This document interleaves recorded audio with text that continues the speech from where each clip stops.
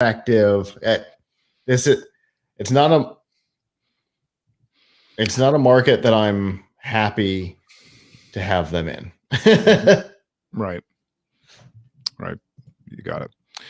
All right. Other news this week: the Federal Communication Commission has issued the largest fine in its history.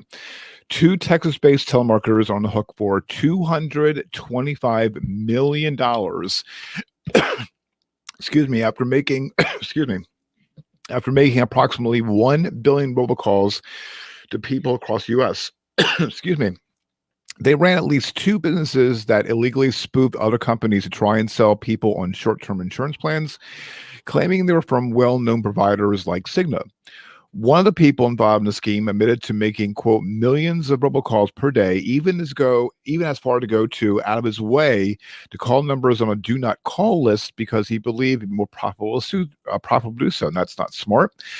According to FCC, quote, a large portion of the more 23.6 million health insurance robocalls across U.S. wireless networks in 2018 came from Rising Eagle, one of the companies the two telemarketers ran. So, good on the FCC. We all, complain about the U.S. government from time to time. This is good, but good on the FCC. Finally, they're taking action on something that's been incessantly wrong for robocalls over the past many years. Yeah, so we talked about this on F5 Live 9 months ago when this was first proposed, and the problem with this, not that the idea of a fine is a problem, not that the idea of this fine is a problem. I think all of it is appropriate, like you said. It's, we talk about government overreach and stuff like this. This is what the government is for. So I don't think anybody's going to argue government overreach here. But the problem is the FCC has a terrible track record of actually enforcing its fines. And in the supporting article that we used in June of 2020 to discuss this topic when they proposed this fine, it literally ends with, for some, the fear of retribution is what keeps them from doing things, but for others, it's the knowledge that nothing will ever happen that allows them to do so. And that's going to be part of the problem here. Under the last administration, the FCC was a little more strict on collecting fines, but not by much. In the administration before that, if I remember correctly, they didn't collect any fine that was levied over like $125,000 in the entire 8 years. So will they be able to collect on this? I don't know. Is the press about what happened and the fact that there's a fine potentially enough to scare off future endeavors in this space? Maybe. But I think anybody who's watching or listening right now has probably received a phone call today. It doesn't matter what day today is. You've probably received a phone call today about your extended warranty. So, And I got in the mail too. Ooh, I've never received one in the mail. Yep. Oh, you know what? I may have today. I think I threw it right in the trash. See. But yeah, so if they can instill that fear of retribution, even without ever collecting the fine, then this can be a success. But I think they need to actually act on this. I don't know if they will. And that's my only fear here. I think that the fine is appropriate. I know there was a whole breakdown on why the number was chosen, because there's a couple of laws that went into place in 2017 and 2018, all about robocalls. And so that's what this is all about. So hopefully they'll collect. Fingers crossed. Well, the one thing is for certain that I think when it's reported, it was reported It would report all over every news site. But I don't think it's going to. The people that does these robocalls are basically going to try to find other ways of annoying someone. Or Mhm. I'm trying to think of. There's another way. Isn't there something set up that's done remotely where they reach out? Not the click on this to get your spyware scanned. Not that one. It's some. Oh, my But absolute favorite. I had to make it so my father was a child user on his own computer, so he'd stop clicking on those things. But I think there's like a lot. I think that when there's a whale for these telemarketers, I used to work for a telemarketing company many years ago, and mostly they were selling vacation packages. Okay. There was one that was it was actually aluminum siding. I remember that. Okay. But they're going to find a way to work around it by using Sure. other means. Of Case in course. point, click on this box to prevent spyware. Um, Absolutely. so it's Microsoft has detected that you've got spyware on your computer. right, Hey, Microsoft wouldn't refer to itself in the third person. right, right. So, but I don't know if they're going to collect on it because I mean, the FCC levied fines from one end of the spectrum to the other on you name what the not spoofing, but there was another thing that was that happened that FCC had to I can't remember the name of it or remember what it was, but it had something. No, it wasn't robocalls. Oh, I'm trying to think what it was. Oh, it's going to come to me probably later on. And it was like a big fine, and they didn't collect on it.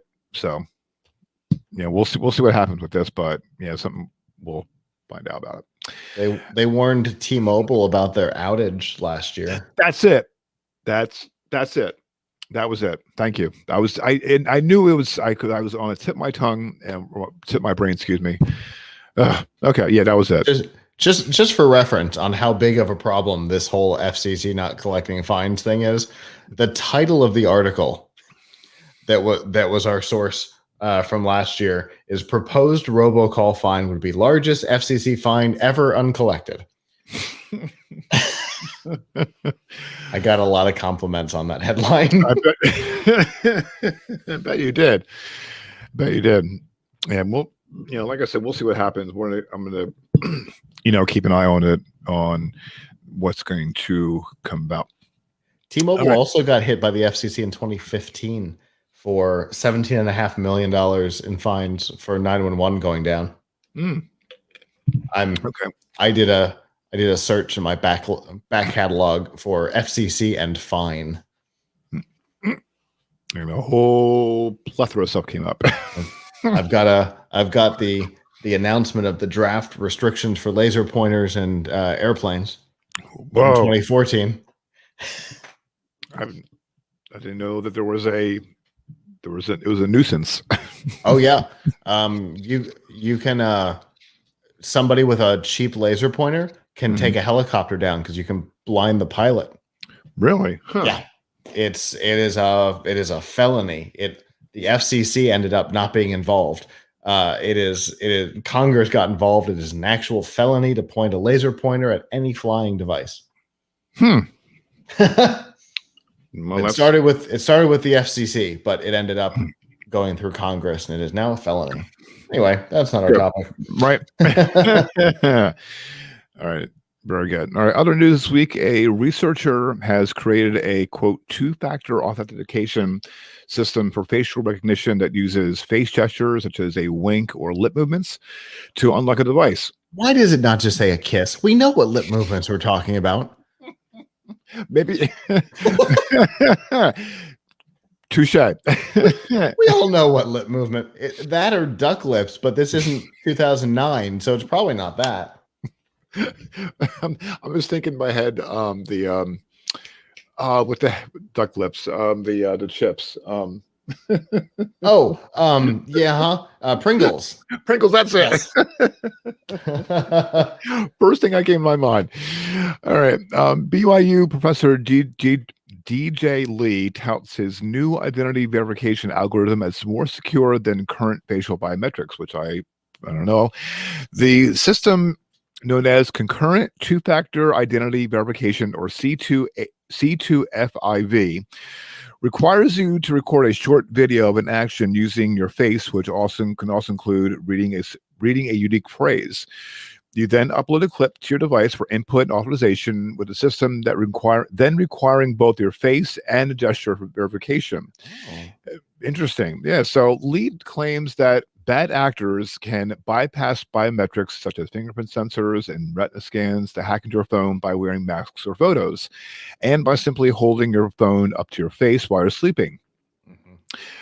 He says in a statement, the biggest problem we are trying to solve is to make sure the identity verification process is intentional. You'll see this a lot in the movies. Think of Ethan Hunt in Mission Impossible, even using masks to replicate someone else's face. Yeah. In a preliminary study, Lee trained the algorithm on a data set of 8,000 video clips from 50 subjects making facial actions such as blinking, dropping their jaw, okay, smiling, or raising their eyebrows. He continues saying that, quote, we could build this very tiny device with a camera on it, and this device could be deployed easily at so many different locations. How great would it be to know that even if you lost your car key, no one can steal your vehicle because they don't know your secret facial action? What kind of facial action do you get with trying to open up your car? There you go.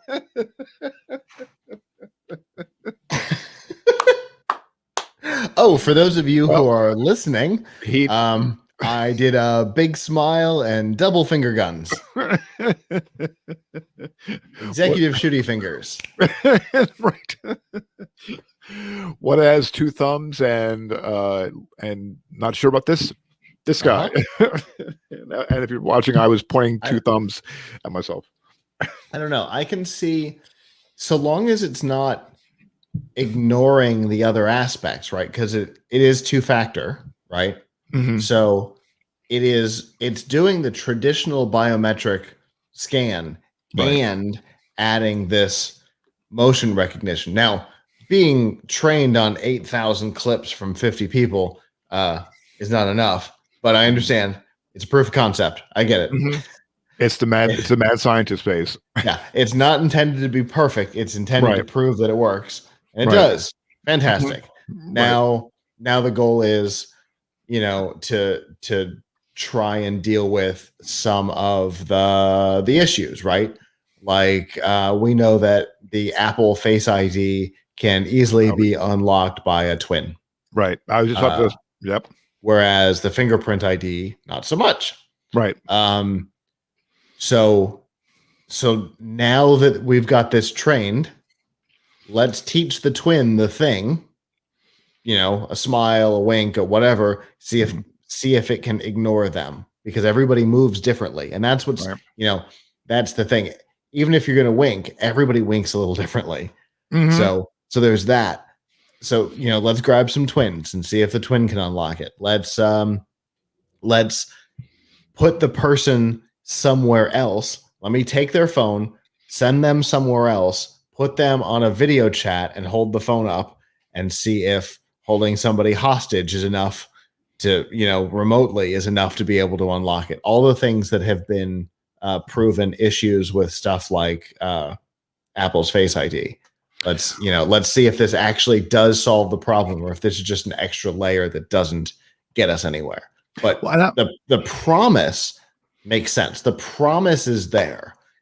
The question is there real world value from it? And that's going to require tests, lots of tests.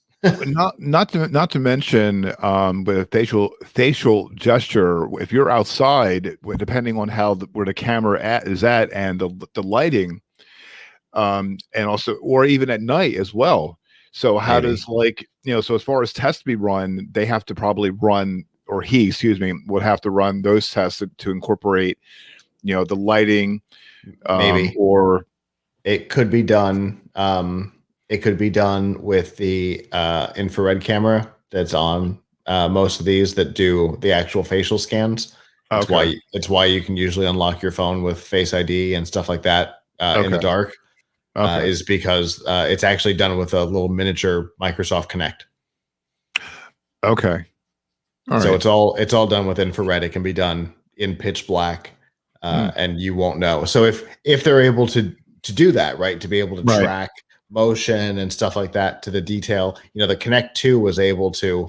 I remember Major Nelson winking at the Xbox, and his avatar winked back at him because it was able to track that kind of detail. mhm, So, and that was how long ago was that? That was the release of the Xbox One, and those are officially retired. So, mhm, you know, the technology certainly come a long way since then. So I would imagine that you'd be able to get a close enough detail to a video recording if you did it entirely with an infrared camera to be able to do this well. Well, I know Android devices doesn't have the Face ID. It's either a thumbprint or fingerprint, pin, or fingerprint or pin, or is that it? Yeah, it is it. Fingerprint or pin. Some of them do. Oh, okay, Not a lot of the consumer ones. It's usually the business phones right. that have that kind of feature. But yeah, the only reason that Apple went to Face ID is because they couldn't figure out how to put a fingerprint scanner in the behind the screen, Right. and they wanted to go to the 10, which didn't have the button anymore. So that is 100% the reason why they did it. But I will tell you, the way that Apple dealt with that on the new iPads, putting the finger scanner in the power button was Mhm. brilliant. And the way that Microsoft did it here, putting it on the side, is brilliant too. So Okay. there's solutions to that today that a company like Apple couldn't have been that kind of creative to solve. Mhm. But if you did it both, right, like you did a finger and then an infrared scan or something like that, there's definitely potential here. Mhm. There's a lot more testing ahead. Yeah, absolutely, and that's a good. I mean, it's a great idea, and also protects security. Um, the twin. I mean, yeah, that would be something that would be different. So it'll be kind of cool to see what's going to happen, especially in this day and age. Right now, everyone's wearing masks. Everyone can see, by blinking your eye.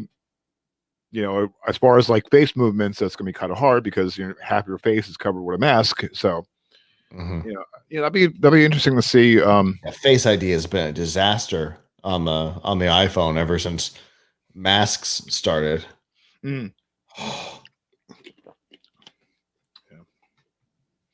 well, we'll see what happens in the coming days and months.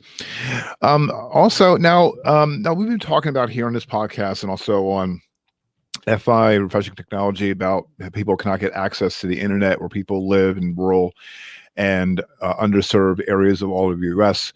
Todd, for example. Exactly, and he's been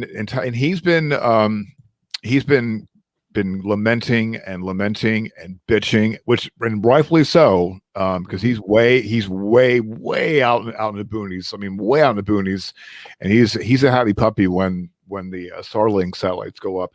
Uh-huh. In any event, Representative Jamal Bowman, Democrat of New York, introduced a bill on Tuesday that can help millions of households access more affordable broadband. He told The Verge on Tuesday, quote, "The more access to broadband people have, the more access and opportunity they have to the world beyond where they currently exist. The internet is a library, it's an encyclopedia, it's information." Bowman's Broadband Justice Act, co-sponsored by Representative Emmanuel Cleaver, Democrat of Missouri, who chairs a housing subcommittee, will require the Housing and Urban Development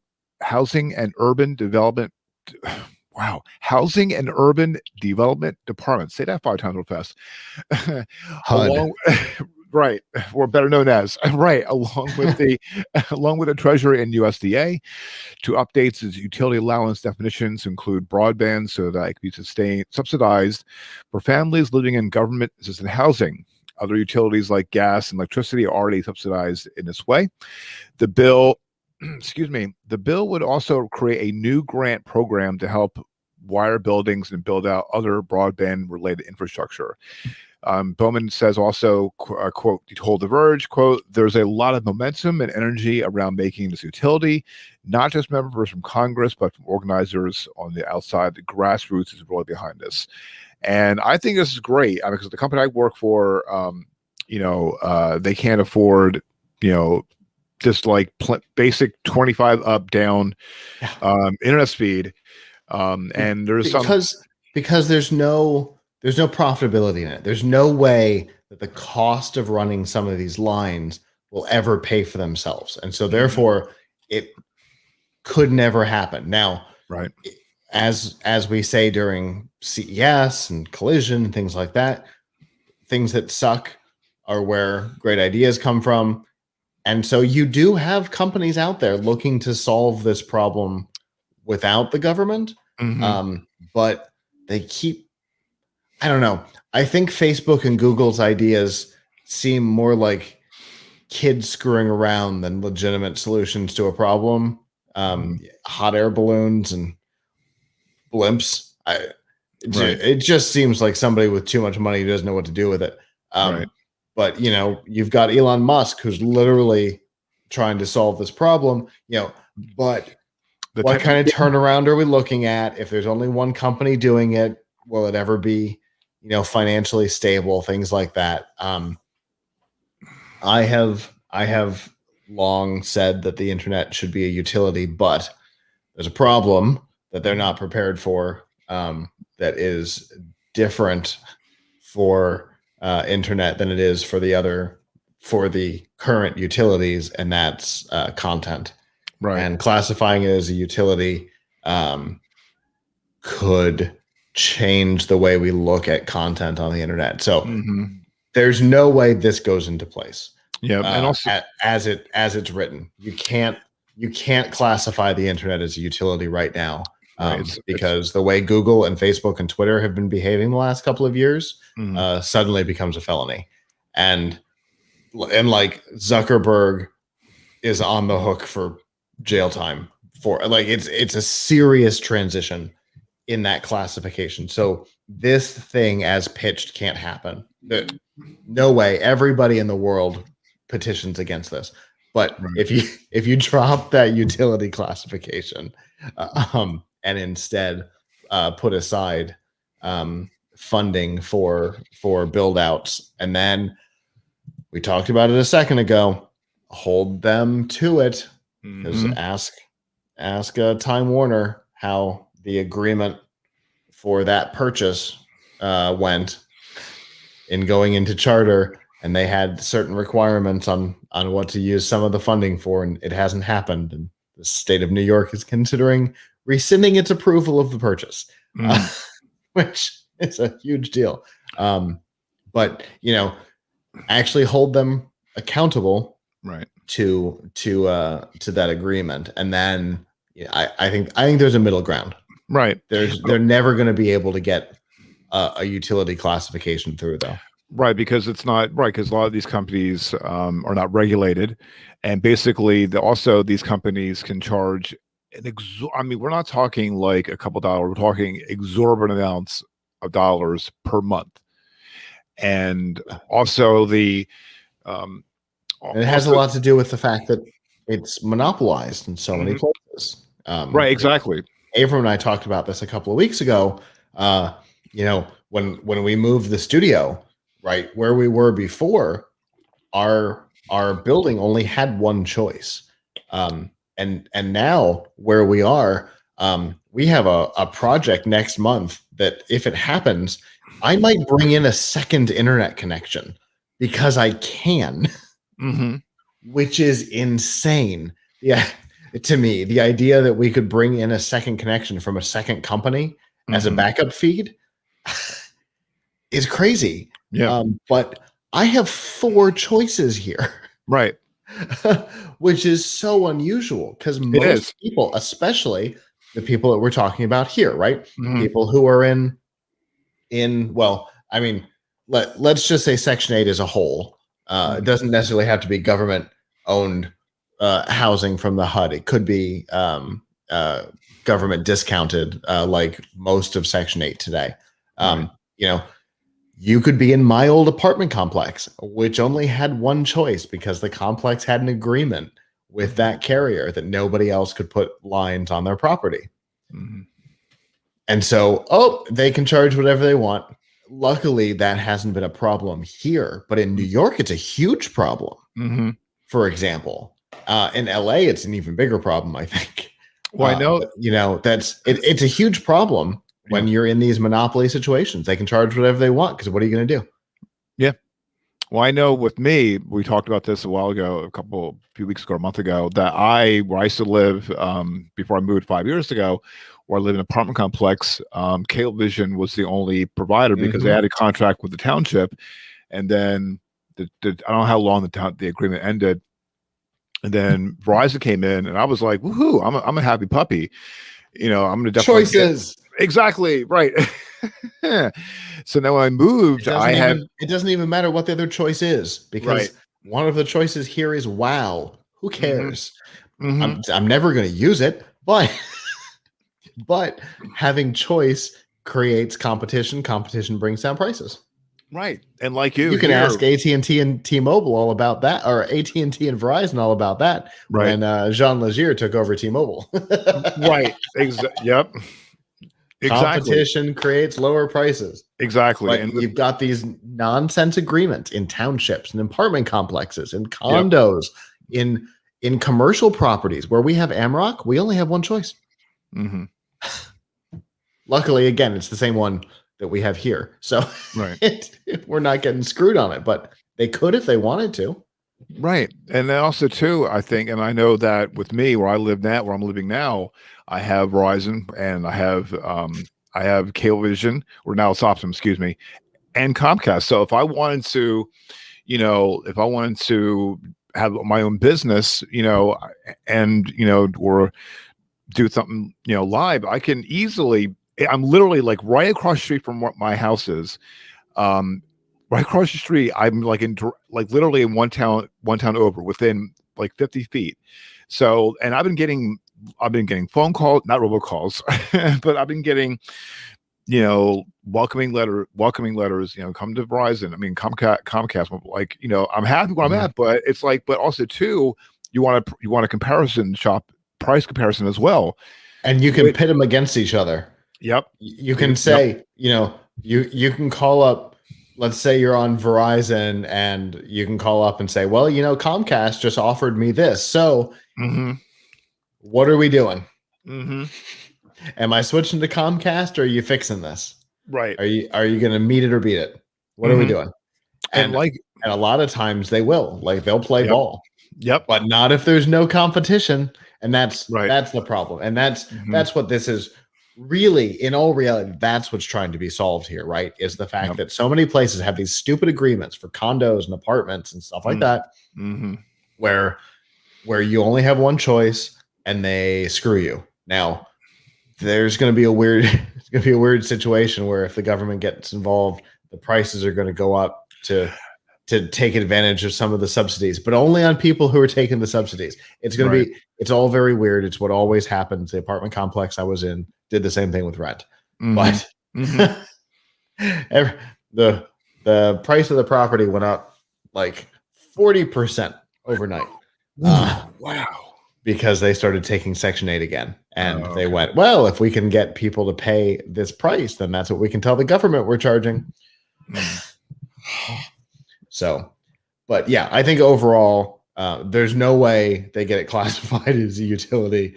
mm, There's too much mess there. But yeah, the rest of this I think happens, yeah. and I think is good. It I is. think I think there's benefit here.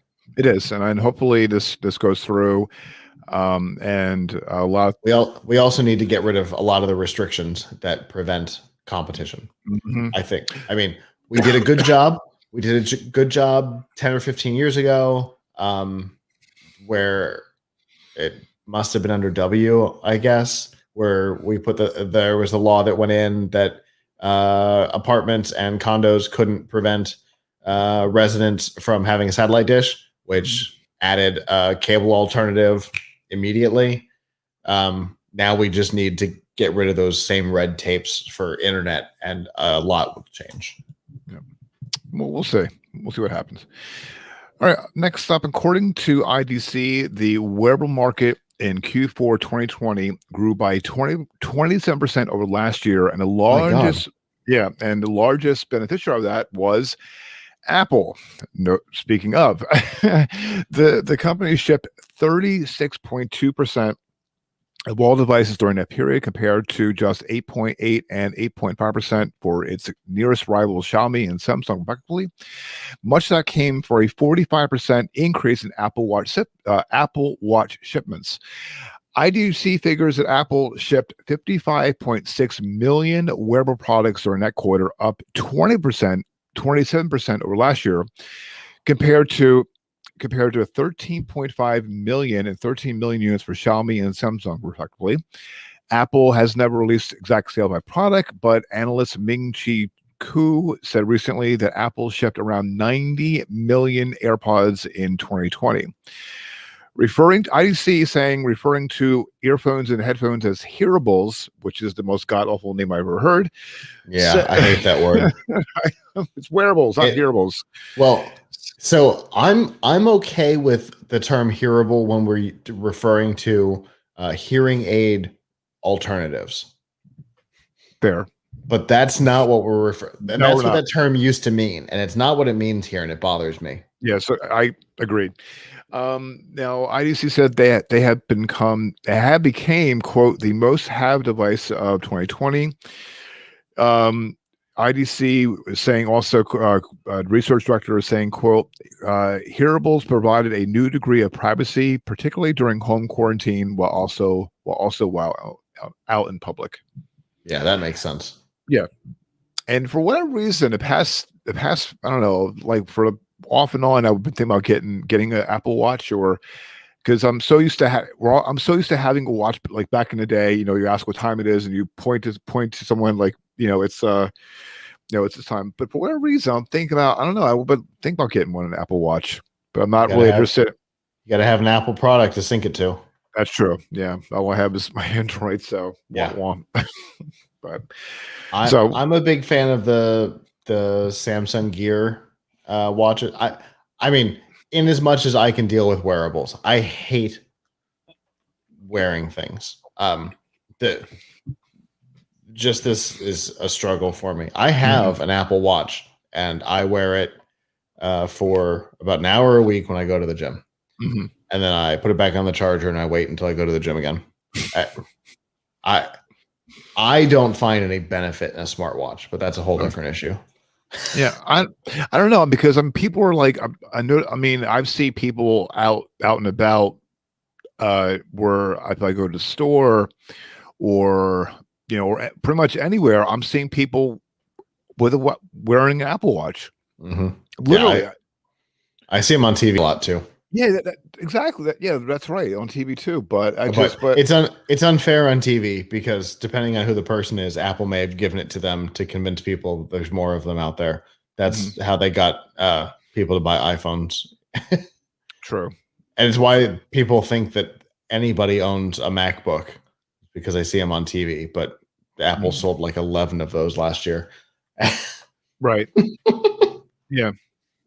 Yeah, and because I noticed something. I'm not really interested in not exercising, because I know that Apple Watch has features like checking your how many steps you've taken and the other medical. From what I saw, the features they have, it's great. But I just want I just rather get a watch that tells time and the date. That's that's fine. But I was kind of toying with it, but I haven't really. I was thinking about getting one, but battery life sucks, and that's the other. I hate it. It's one of my big problems with it is, by the time you've worn it long enough to care, the battery's dead, and you got to go charge it. And once you've got it charging, you're like, well, I'm not missing anything. And so you just leave it. That's been my experience. Mm-hmm. Like, I don't feel like I'm missing anything not having this on. And so there it sits. Mm-hmm. Yeah. So I'll have to do some more thinking about it. Speaking of Apple, another Apple news, there was an update in Apple Maps, that can make it easier to find a COVID-19 vaccine. Apple partnered with Vaccine Finder, a free service developed by Boston Children's Hospital, to add 20,000 vaccine locations to Apple Maps. You can find locations near you by searching in the app or by asking Siri. Location cards will show the address, phone number, and hours of the business. The card will also provide a link to the healthcare provider's website so you can learn more about how to sign up for a shot. Apple plans to add more locations in the coming weeks. Healthcare providers can join Apple's list by signing up on the Apple Business Register. Good on Apple. Sure. All right. So there is a new joint promotion between SiriusXM and T-Mobile starting on March 23rd, which is this upcoming Tuesday. They're offering their customers a new and T-Mobile Tuesday. Right. A new and enhanced version of the Pandora app that includes ad-free weekend listening through March 2022. And a Top Tracks hub powered by SiriusXM. The latter will feature songs from channels like The Highway and Hits One. You'll also get access to original audio shows in addition to early access to Pandora podcasts. And by the way, our podcast is on Pandora. So if you're on Pandora right now listening to this podcast, thank you and welcome. If you're wanting to subscribe to Pandora, check out, just type in GNC Weekend Review. To check out the app, start by downloading the, Scott said, T-Mobile Tuesdays software and then redeeming the Pandora offer once it's available March 23rd. At that point, you'll need to create either a Pandora account or log in to existing one. Each weekend, you'll need to watch, quote, short message. After that, you can listen to personalized stations without any more ads. And I had Pandora app downloaded. I loved it. I had the free version. I don't have the paid one, but if I had T-Mobile, I would definitely jump on the T-Mobile T-Mobile Tuesdays bandwagon. Yeah. What does it hurt? And honestly, Right. If you are a Sprint or T-Mobile customer, you should have this app installed anyway, because you never know what weird thing they're going to give you for free on a Tuesday. Honestly, and they've been offering a lot of things, baseball tickets and MLB TV. They offered like a 6-month subscription or something like that. Mm-hmm. Yeah, and I think pizza. Taco Bell. They did a $20 to restaurants.com or something like that. I mean, it's worth having just in general. Yeah, I'm definitely. And I hear the puppy. Other news this week, the National Football League has finalized its 11-year media rights agreement with a pact that will run through 2033 and could be worth this is agreement with Amazon. Excuse me, I can't believe I missed that in the. It's with a lot. In fairness, so yeah. It's $105 billion. Mm-hmm. It covers through 2033, including Thursday Night Football moving to Amazon Prime. Yep, and it's a first time issuing service will carry a full package of the game exclusively. The NFL has not responded to requests for comment to confirm the total amount of agreements.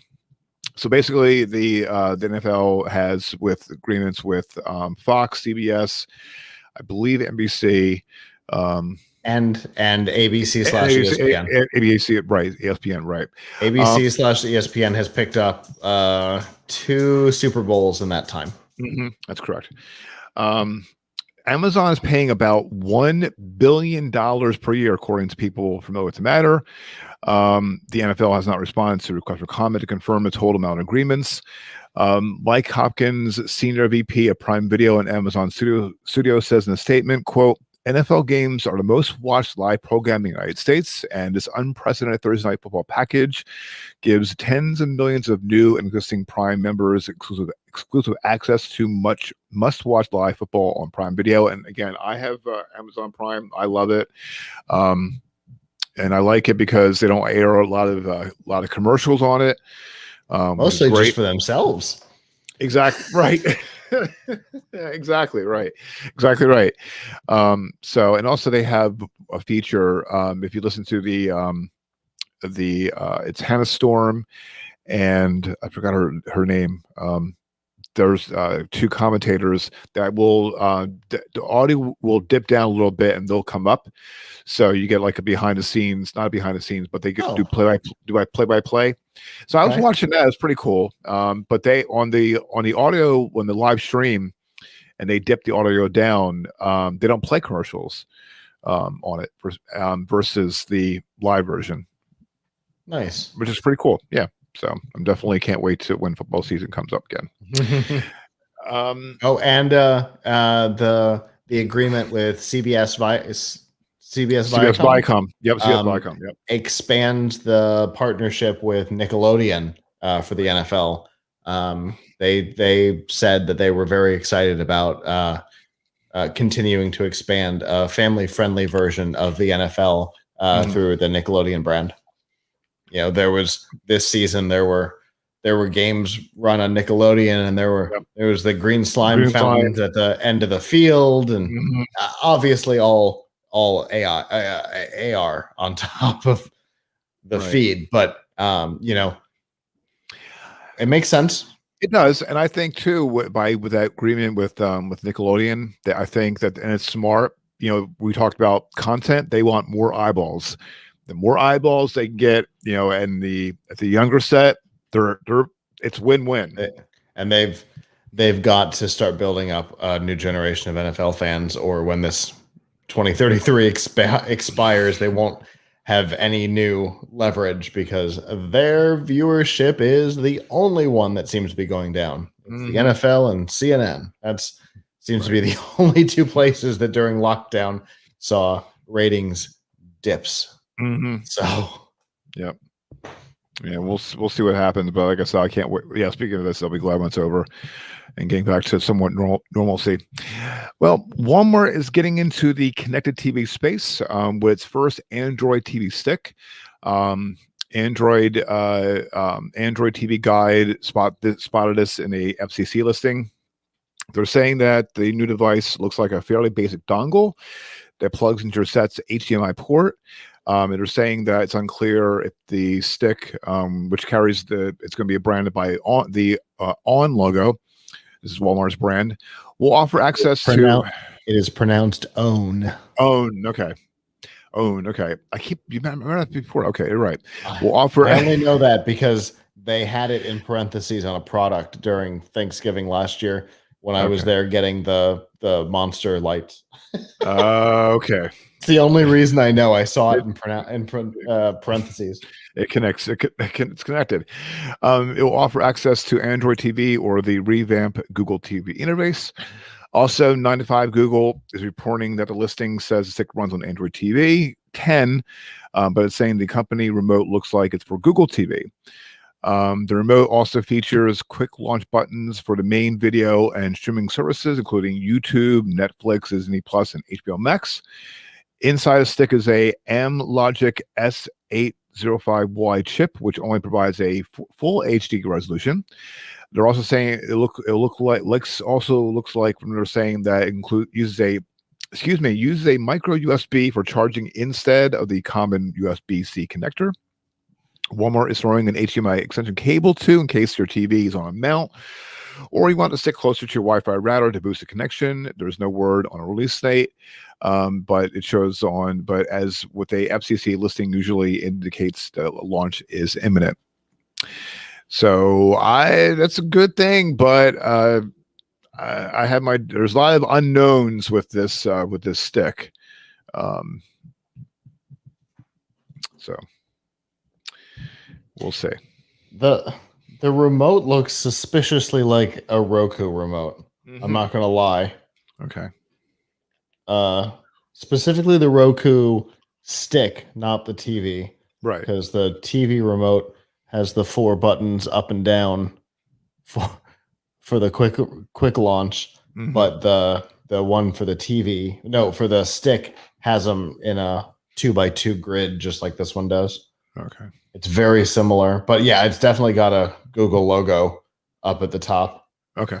I mean, it's a very boring looking device, which is it should be. Right. It should be a boring looking device because it's not supposed to attract attention. It's Right. supposed to blend into the woodwork. And also, But- I also But imagine the remote is white, which I never like because they get gross. ditto. Yep, me too. I can't stand that in white. So, but it's also good too with their own. It's good that it's also going to more likely it's going to be very inexpensive. I know the sticks that are out now is roughly about $50 ish. So, but we'll it's good on them. And it's got all the popular things on there, including HBO Max. All right. And finally, this week is a twofer. Been gone for 2 weeks, so I figure we throw up a couple of good stuff for you, some really cool things for you. First, Hasbro is saying its popular board game Monopoly is ready for a refresh, and it's calling on its fans to help. The company yesterday said for the first time in 85 years, wow, that's been that long, Monopoly will change all 16 of its community chest cards. Customers around the world can help decide what new cards will be by voting at monopolycommunitychest.com. Hasbro is saying in the statement, quote, covering topics like beauty contests, holiday funds, and life insurance. There's no denying the Monopoly's game community chest cards are long overdue for a refresh. And coming out of the tumultuous year of 2020, the term community has taken on a whole new meaning. Hasbro says it wants customers to help to, quote, help reflect what community means in their real lives by voting for new cards like, quote, shop local, rescue a puppy, or help your neighbors. Oh, interesting. Yeah. The updated game with new community chest cards will be available in the fall. There has from Hasbro saying you can also check out Hasbro Gaming's Instagram account to stay updated on outcomes of the vote. So I love Monopoly. I always lost and was bankrupt every single time. I have way too many Monopoly sets. I have because they're all different, and I have a thing for Monopoly. Oh, okay. And so I have a regular one, and I have a regular one that's sealed because it was a thing from Sprint many years ago. Oh, okay. I have one where all of the properties are Tampa based, but very old. Like the bank is NCNB. If anybody can remember NCNB, that was Bank of America like 8 names ago. Okay. And then they put out a special edition of a bunch of their games that are rustic. I have a rustic version too. I also have a rustic Risk, which is my favorite. Interesting. But yeah, I have a problem. Yeah. Nothing wrong with being an avid collector. That's basically when playing Monopoly. Think about it goes back to everyone's childhood. And I remember, and it's like I remember the time I played is with free parking. We used to throw money in it, and whoever landed free parking gets like $1,000 or sure. And you always make up rules as you go along. And to try and make it not an 18-hour game and not a game that causes knife fights in the living room. I was just going to say.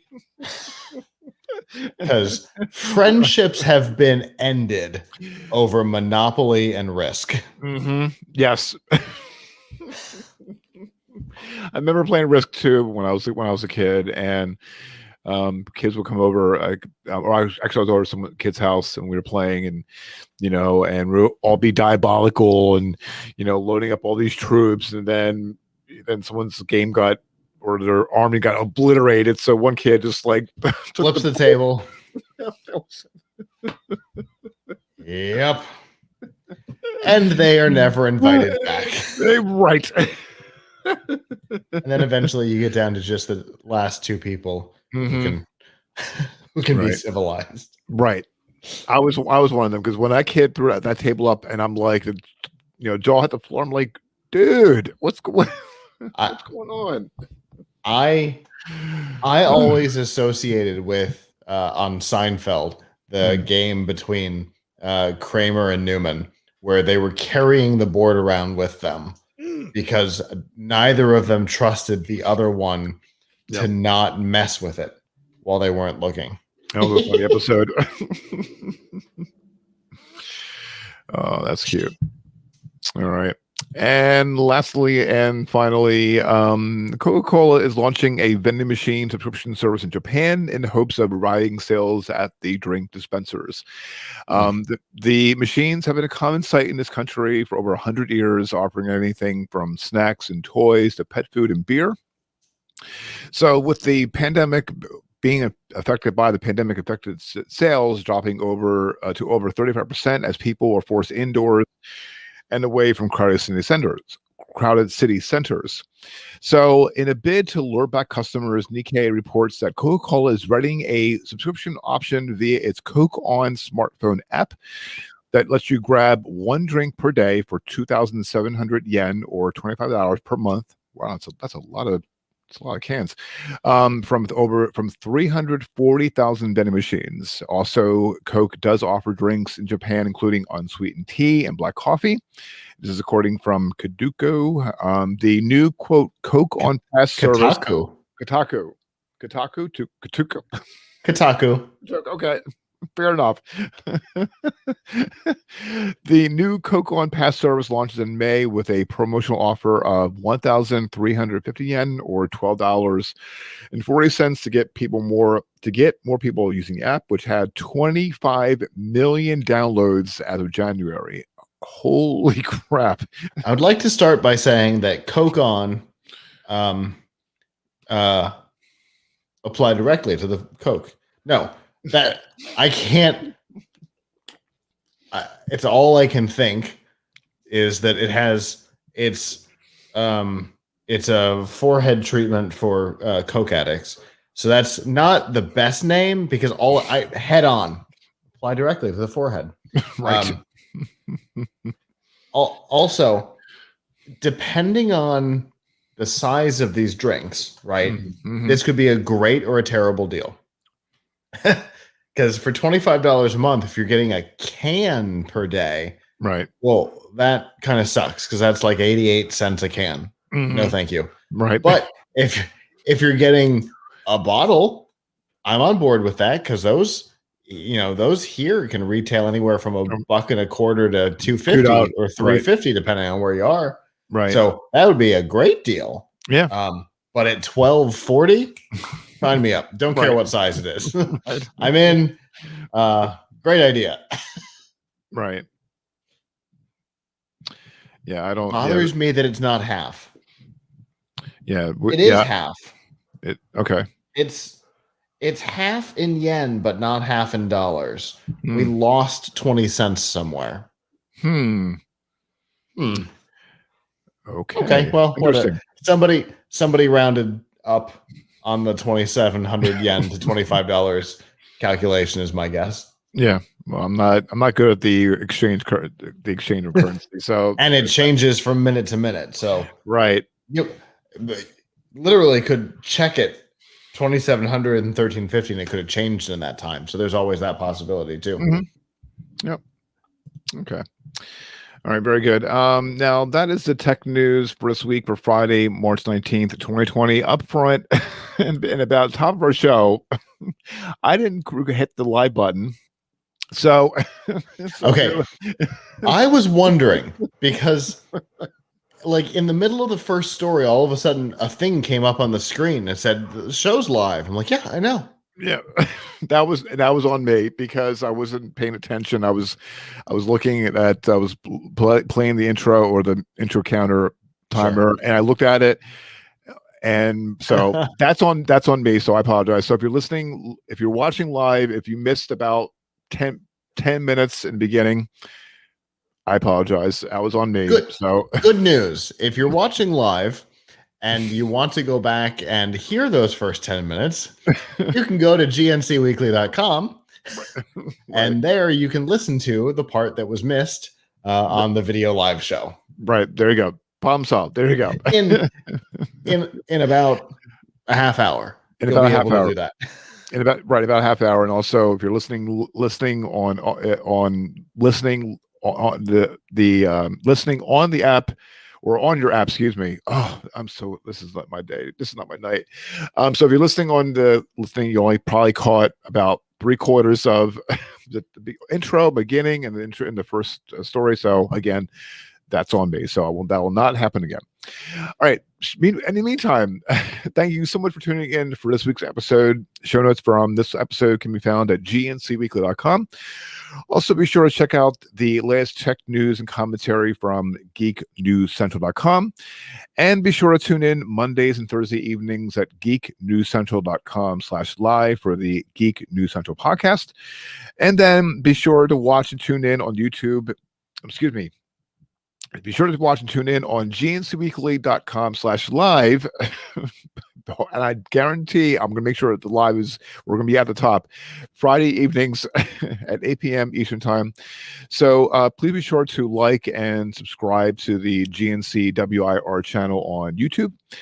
Also, make sure to click on the bell and select always for notifications so you will not miss next episode. Also, please be sure to share this episode to other people that you know that you check out this podcast as well. And be sure to subscribe to this podcast on your favorite podcast app. Also, be sure to tune in, with Scott and Abram Pilch on F5 Refreshing Technology, Sunday evenings at 9 p.m. Eastern at f5live.tv/join us. You have a comment on this week's episode, we would love to hear them. Head on over to gncweekly.com/connect and connect via email, Twitter, or Facebook. I'm on Twitter. I'm at Kirk Corliss. Let me know what tool that I am. Scott is on Twitter at TTMABO. Till the next episode of GNC Week in Review. So long. Ciao.